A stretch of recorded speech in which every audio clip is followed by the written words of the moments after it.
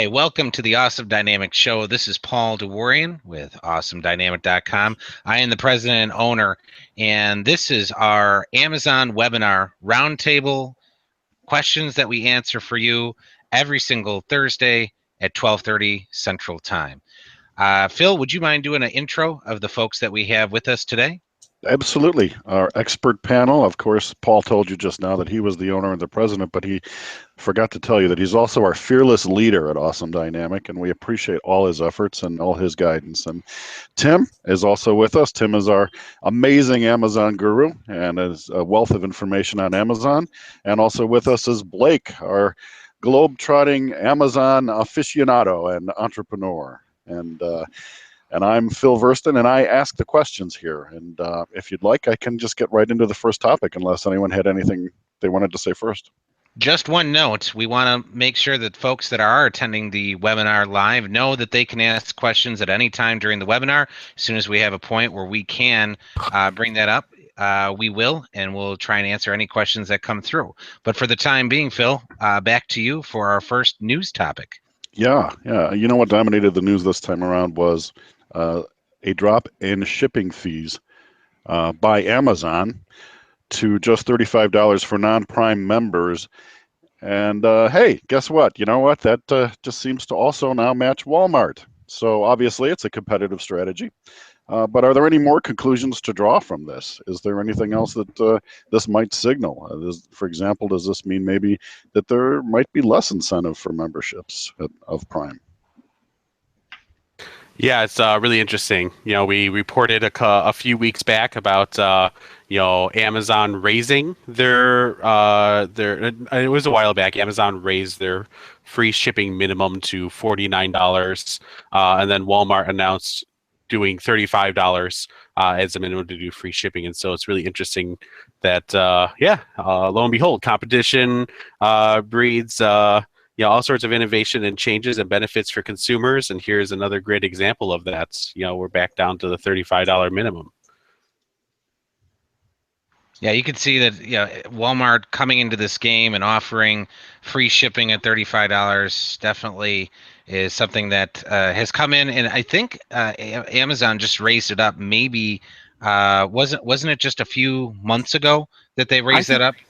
I think it's a little bit longer than that. I think it's actually been almost a year since Amazon did that.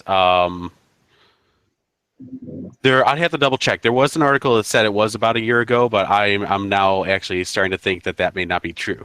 So it actually almost feels like it might have been around the same time that Amazon introduced or made all the changes to the minimums for leaving reviews, the whole review changes that they made back in around August or September, I think. So yeah, that's really interesting that now they're going back. And the reason we're bringing this topic up is there is the ability to sell through Walmart as a third-party platform, and just the idea that Walmart's trying to get more competitive with Amazon in general, just out there in the online world.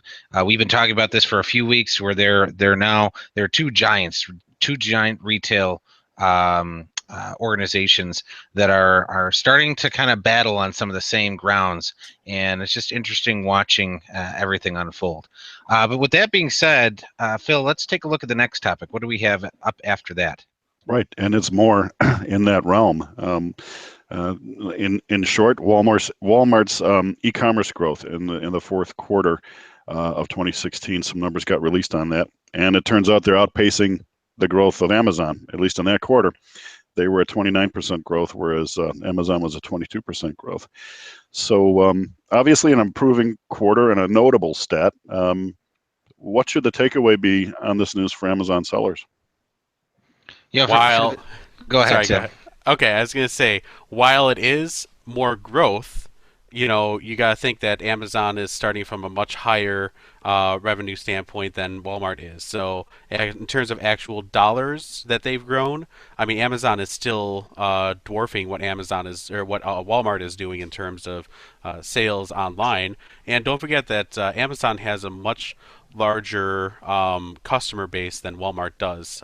They have, I'm trying to remember, in this article, I believe it did say that Walmart's valuation is not as much as Amazon's. I think it might have been in the other article that uh, discussed this, but yeah, it's growth, but Amazon still is they still have a long way to go, I think. Yeah, the other big thing here is Walmart's selection is significantly weak compared to Amazon.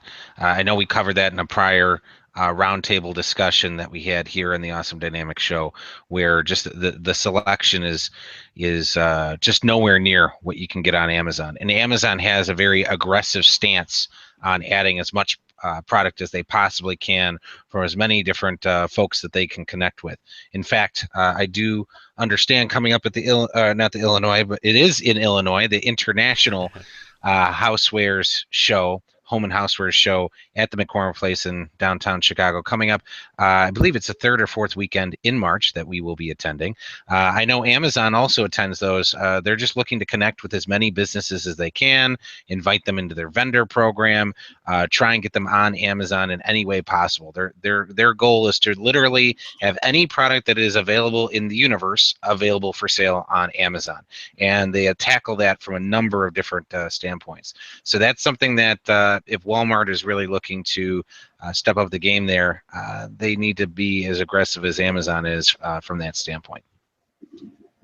I found those numbers that I was talking about. So it looks like Amazon has a net worth of $410 billion, whereas Walmart's only at $220 billion. So, Walmart is definitely not anywhere near Amazon in terms of market valuation, but you can see that the competition is heating up, though. That's huge.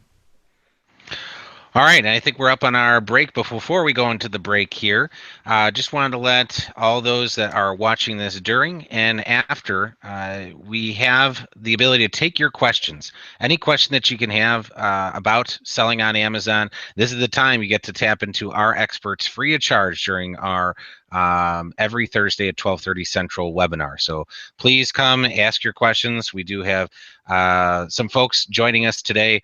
We encourage you to ask your specific questions. We'd be happy to answer them on our live webinar. And with that, wanted to also highlight our website, awesomedynamic.com. You can visit our website to learn more about our services. Not only do we do Amazon seller consulting and Amazon management, we also do search engine optimization to help your website get found on Google, and responsive web design, making sure that website can be seen on mobile devices and regular desktop computers and everything in between. You can always contact us at 800-238-1811 or visit our website, click that free quote button, and that'll go right to our Director of Sales, Terry Levin, who will be reaching out to you very shortly.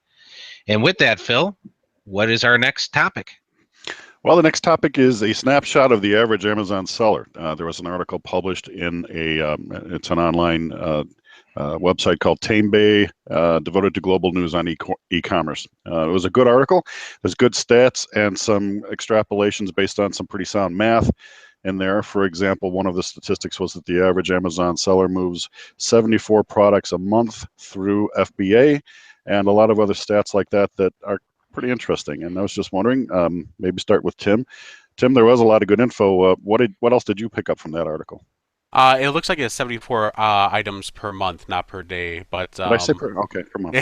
yeah, that's all right. But yeah, aside from that, yeah, it's just really interesting. I'd like to say that it's almost kind of like a good benchmarking stat to kind of know how your FBA or your Amazon business kind of stacks up against what others are doing at Amazon. It is again important to note that this is a UK seller who collected this information, and this is definitely based on the UK marketplace. So I think the US marketplace is a little bit different.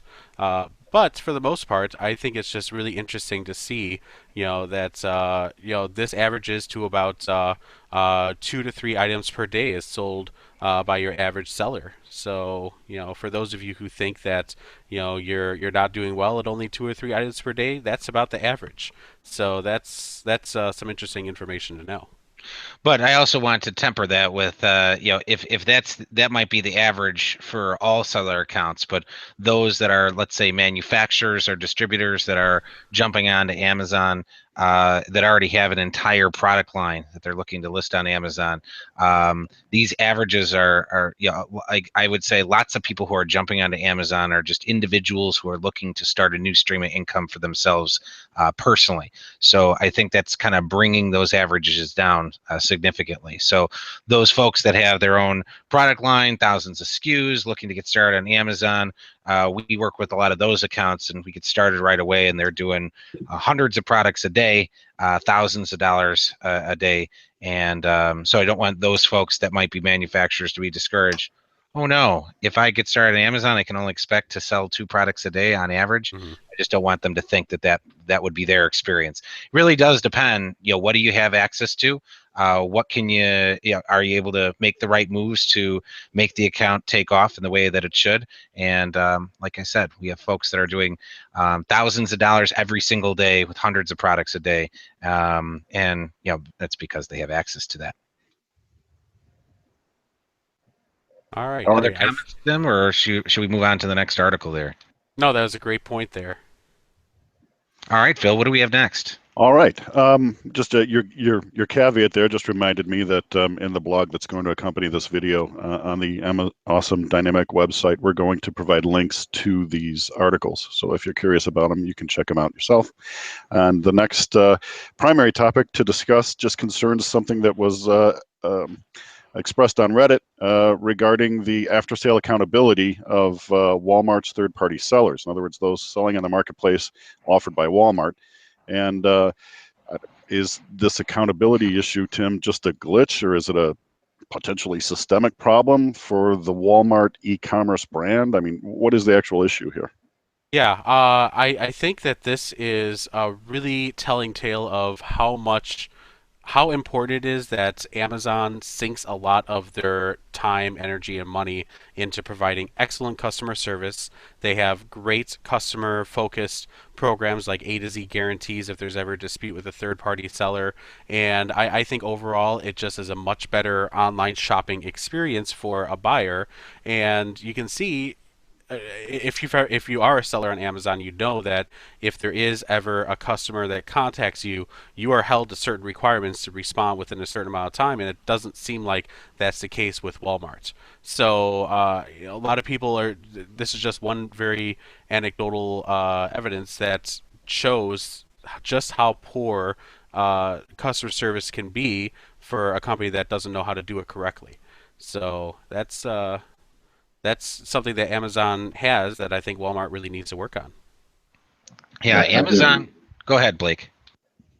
I've never used Walmart, but if that's true, if that's how it happens, same with Sears.com.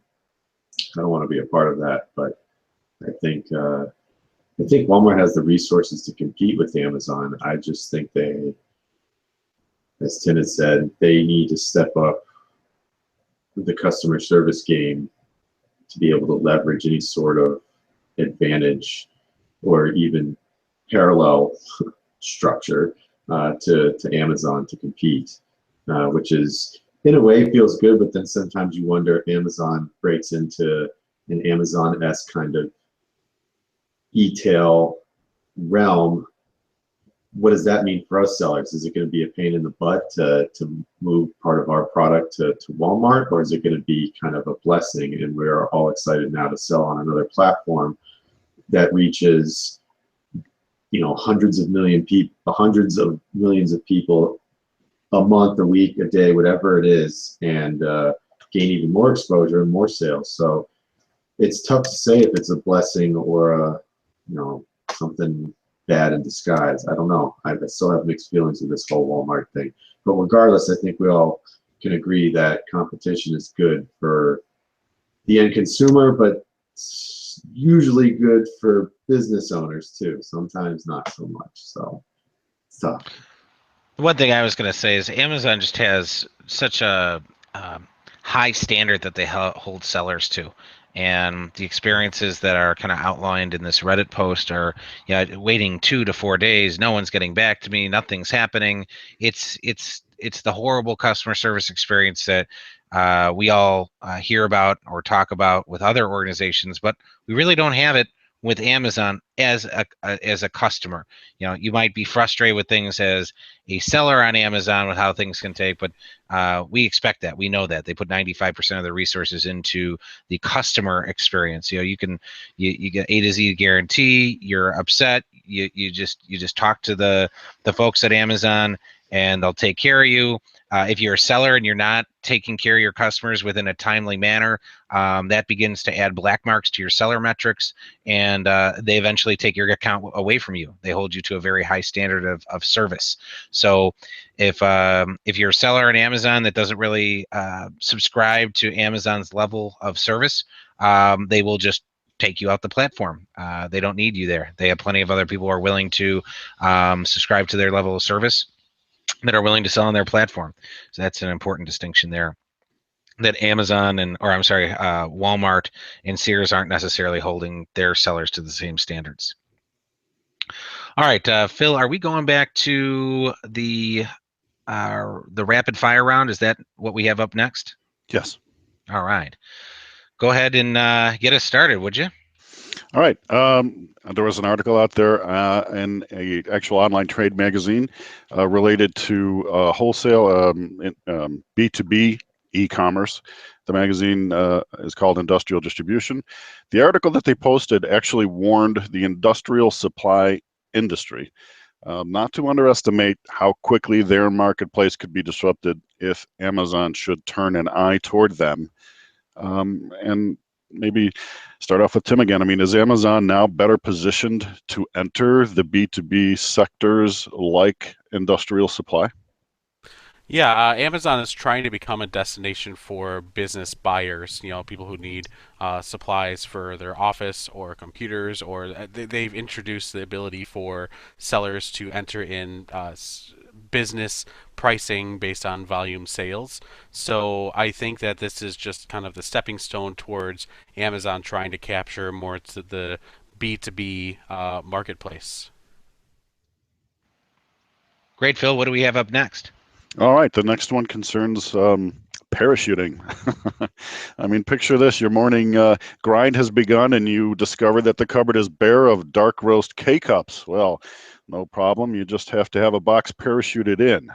The Amazon idea of drones dropping your delivery by parachute may actually be a step closer to reality for some items in some locales.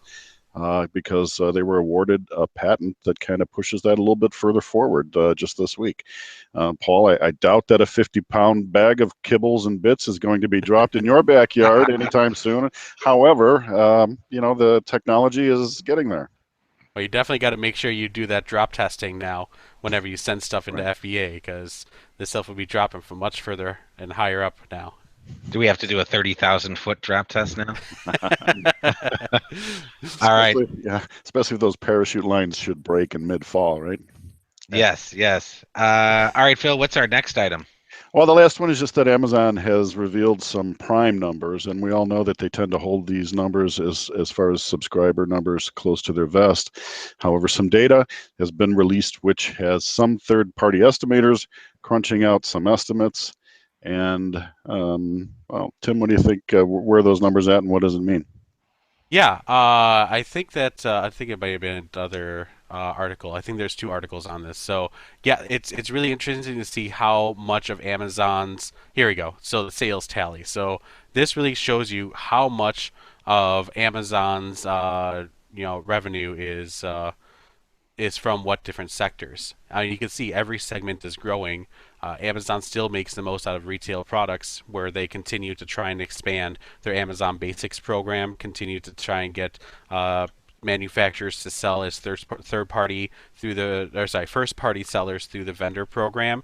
But you can see that they still make their second biggest chunk is still off of retail third party sellers. So just really interesting to see that the breakdown of where Amazon's revenue is really coming from, and then of course the rest of it is just from other subscriptions, like for Prime subscriptions, Amazon Web Services, which is runs most of your favorites online web services like Netflix and I think Facebook even. And yeah, I think it's really cool just to see where that all comes from. Yeah, that's almost 5 times than third-party sellers that they make retail. That's a lot more than I thought it was. I'm a little blown away by that number, actually. And imagine if you were to sell directly on Amazon, how much of that you could be making by just selling third party as opposed to selling to Amazon. That's right. That's right. Okay, I have one other kind of news story that I saw yesterday on YouTube. We don't have anything to put up on the screen on that one, but I saw that UPS has a commercial out where they're doing drone delivery. They had a picture of a video of a UPS truck driving down the road, and the top of the truck opened up, and a drone came out, and they said the driver can deliver one package while the drone can deliver the other package. So, very similar to what Amazon started with their their drone delivery idea. So sounds certainly looks like the idea is catching on with a few other fulfillment services that are out there, package carrier delivery. Anyhow, we have a new segment that I'd like to get into, but before we do that, Tim, pull up the website one more time for me, if you would. If Absolutely. you are joining us, we want you to know that you're listening to the Awesome Dynamics show and webinar by awesomedynamic.com. You can come to our website, learn about our Amazon seller consulting, Amazon management, SEO, search engine optimization, web design services. You can contact us by clicking that free quote button at the top or calling us at 800-238-1811. And if you enjoyed this webinar, we encourage you to scroll all the way down to the bottom of our website, click the Review Us button, give us a thumbs up, and leave us a 5-star review on either Google, Facebook, or I think Google and Facebook is all we have set up on our site right now. And with that, I wanted to get on to our next segment here, which just added today, and that's to answer some specific questions that I found in the seller forums that I thought we could have our Amazon experts answer. And then we'll actually post those in the seller forums after the show to help those folks out. Are you guys game, Tim and Blake? Yeah, sounds good to me. All right. Sure. Well, I'm going to share my screen and put the actual forum post up on my screen. Give me just a second here, and I'll get that first one ready. All right, here we have, and I'll zoom this in a little bit, FBM Back Orders by FBA. So this gentleman says, or this person, Alan is a gentleman. Hey guys, I ran out of stock 2 weeks ago, and I've been taking back orders by switching to FBM. That stands for Fulfillment by Merchant or Self-Fulfillment. I now have received FBA stock, and I want to fulfill back orders. Is there a better way to manually copy and paste the customer's detail and to create fulfillment order for every order? How do I confirm fulfilling the order in my Seller Central account? But I don't see that option. I just have confirm shipment and buy shipping. There was somebody who replied, this Red Wing person. He said, you aren't allowed to sell things FBM unless you have them in stock. That was a mistake. But this person did come back and say, he did a big mistake, but right here he says he did set, and if he did use the back order system correctly, he said it that his stuff would be back in stock March 3rd and 4th. So I think he's going to be fine. But this whole idea of back orders, wanted to just discuss that briefly with you guys.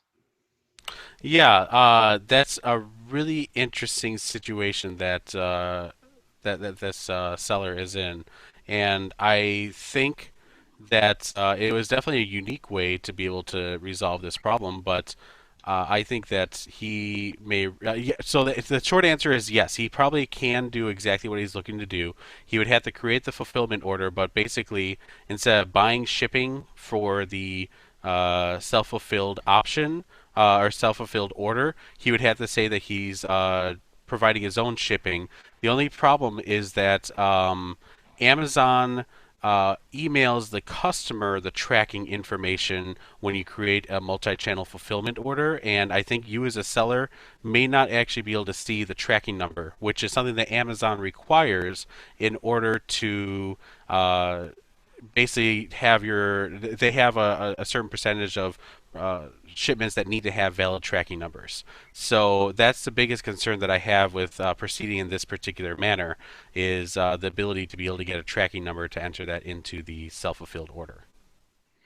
Yeah, just in general, the whole idea of back ordering, using the back ordering system. I just don't like it because there's too many unpredictable factors that can play into whether or not you will actually have the inventory in stock by the time that you communicate to your customer if they choose to order the item if it's in back order. And that's where you can really get yourself in trouble with seller metrics. If you're saying, hey, it's going to be available by March 3rd or 4th, and I'll have it in stock and we'll ship it to you by then, the customer then places the order, assuming that you'll send it to them by the time that happens. And if you go past that due date, say you have a container of product coming in from China and there's a strike at the port, in Florida, for example, and your product gets tied up for another 4 weeks that you didn't expect, Amazon doesn't care. You just broke your promise with the customer, and now you have late shipments on your hands, and that's just going to make you look bad in Amazon's seller metrics, which is not a situation that you ever want to be in. So my advice to sellers always is have your product available. Even though you might want to continue selling in this back order manner, there's too much risk of damage to your seller account. All right, I have another question here. I'm going to go ahead and pull up. Race to the bottom in price is kind of the whole concept of this one. This I don't know the particulars of this one, but just the whole idea of, what is with these people? You lower than me by 1 cent. I don't understand how people make any money here. This is all about, I haven't read the rest of this, but just the whole concept of the race to the bottom is something I wanted to bring up on this particular item. When you're competing on a listing where there's a lot of other sellers, everybody wants what's called the buy box. And the buy box can be attained by having the best price. It can be attained by a lot of other things, which we actually have a webinar that goes into all the factors that go into the buy box. But a lot of folks use what's called a repricer to reprice their items underneath whoever's the lowest price. So Tim, I was hoping that you might be able to elaborate on that part just a little bit. Yeah, Amazon actually has their own repricer now. You can actually go into your inventory section and set repricing thresholds and rules and whatnot for each SKU. And yeah, there are lots of people who just compete all in the same listings, and this is a situation that happens very frequently, is the race to the bottom. People are always going to try and find another way to make the product cheaper, faster, and it's just a difficult thing when you sell several other products. That's why, being in the resale business is just very difficult on Amazon. You really need to find a way to create unique situations where you're the only one that's able to sell a product. That's easy for manufacturers and for people who invent products, and especially they have patents on them. But as a third-party seller who maybe wants to get into private labeling, that might be another way to do it. But yeah, I mean, being able to, when you compete with other sellers on the same listing, it's just not really a sustainable business model as far as I'm concerned. I have a question about that. Sure. I'm wondering if maybe the race to the bottom is being driven, and to what extent, by these apps that come up that you can install them into your browser, so that when you do online shopping, it will actually, when you're looking at an item, it will show you with a click of the mouse lower prices on that item. Have you heard of something like honey.com, I think it's called, or something like that?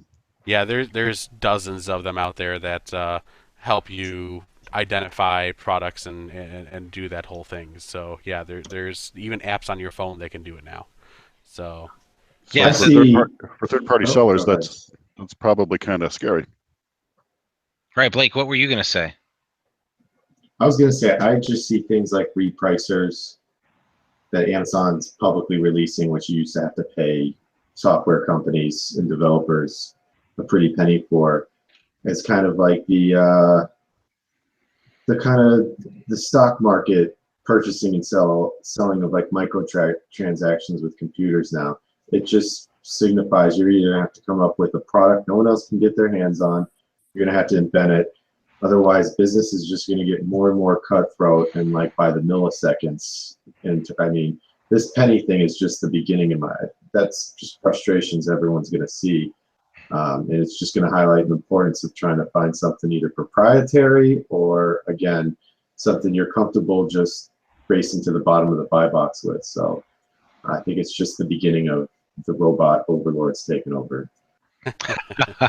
Well, the one thing, the whole idea of private label versus bundling. If you can create, like Tim said, a unique situation where you're the only one selling your product, and you put the time and energy into really promoting it, getting it to be a well-ranked product, and you're the only one on it, there is no race to the bottom of price. You're the only one on there, and you set your profit margin where you want it to be.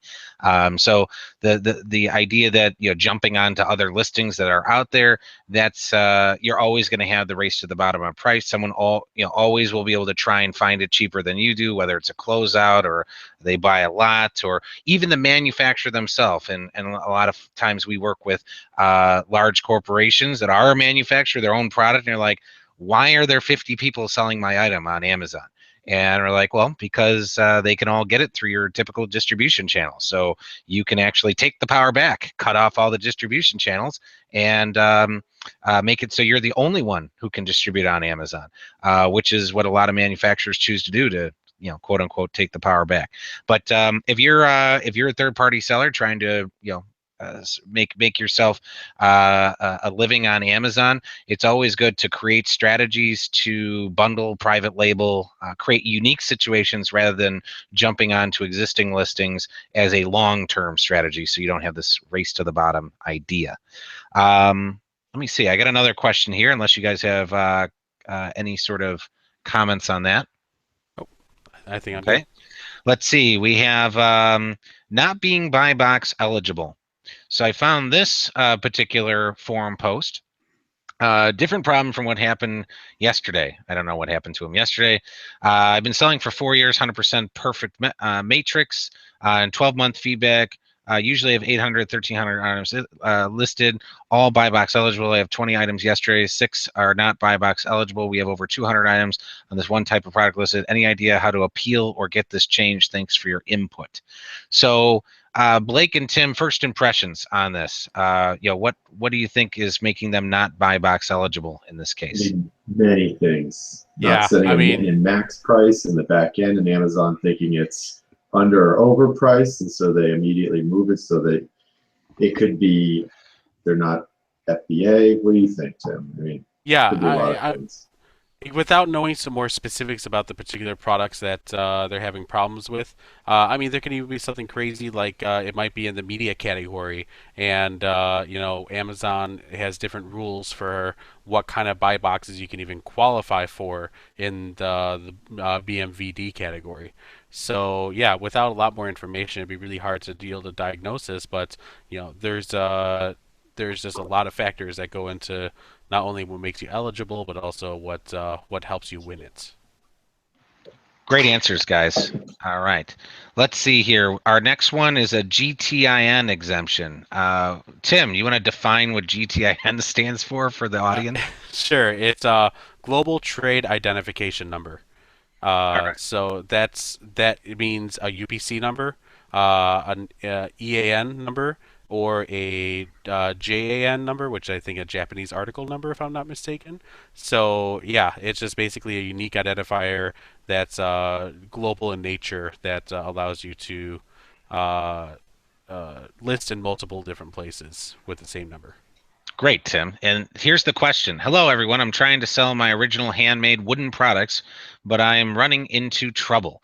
I have registered my brand now, but I need to have a product ID for my products. Is a GTIN exemption the way to go? If not, how do I obtain a product ID code? Please help. So, Tim, what's your answer on this one? Okay, great. So the first thing is he may know that you can certainly get a UPC or a GTIN exemption in certain categories. Some categories have different rules as to what can and cannot have the UPC exemption. But yes, if he does get the UPC exemption successfully, then he can list without it. He just needs to assign a different unique identifier, which is going to be his quote-unquote key attribute for that brand to uniquely identify each of his products.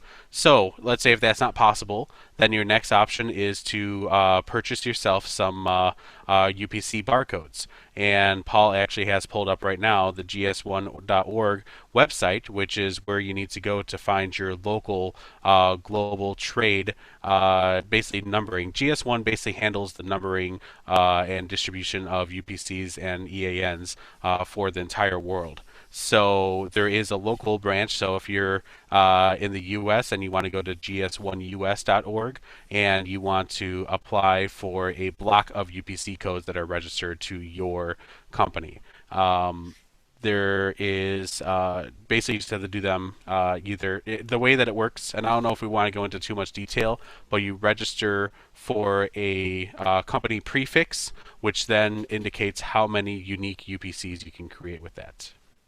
But Tim, this is me talking as a potential customer, by the way.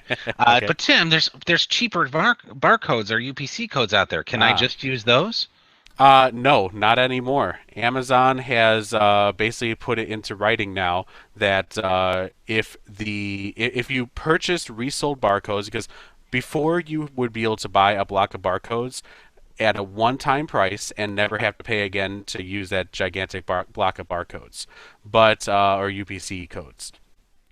And that's where if you go on these websites, you can buy a chunk of the chunk that they bought for pretty cheap because they paid a really low price for it. Well, now GS1 has, when you buy a block of barcodes, you have to actually renew that registration every year.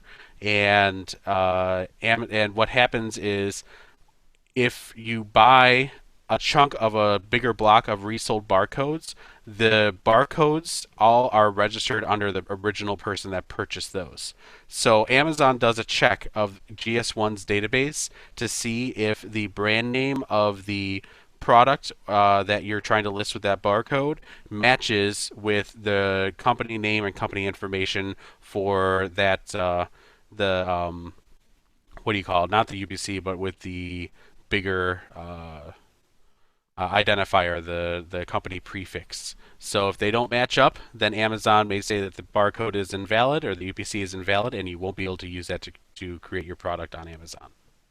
Great answer, Tim. It used to be possible to use those in the past, but they're moving towards that. I don't know if it's completely restricted, but they definitely, like you said, put it in writing that they're not going to be just taking any old, if you said chunk of a chunk, sub-chunk UPCs any longer. All right, last question I have here, and we'll go ahead and wrap it up.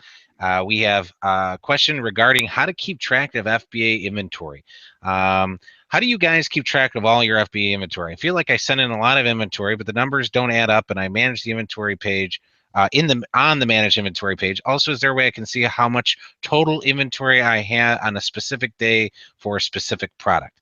So, assuming we're not using a specialized software like we typically use, we'll talk about that perspective. And I think I'd like Blake to answer that question because, Blake, you're doing this with your brother on your own Amazon account. And then Tim and I will, or I'll have Tim answer about the software we use to help us automatically calculate velocities.